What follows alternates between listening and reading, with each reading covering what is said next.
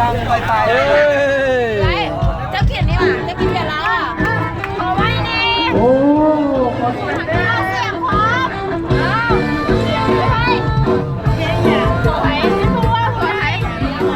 บ่ได้ฟังได้มาดิไม่ได้ฟังหัวใครหัวเสียงเนี่ยกินให้เย็นตาตาน้องก็ยังงงบอกเป็นโตกูคงตกใจก็โง่ก็หูว่าเป็นผัวใครคนผู้ชายเราเ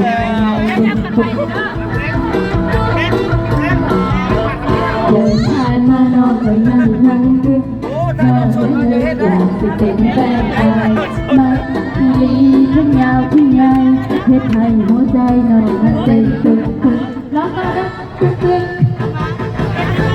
อยากสิหูที่นอกอยู่เป็นผัวผู้ใดเป็นผัวผู้ใดเป็นผัวผู้ใด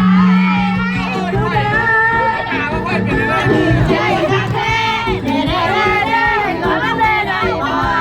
ใจบ่ได้ใจบ่ได้ใจบ่ได้ใจเป็นผัวใคร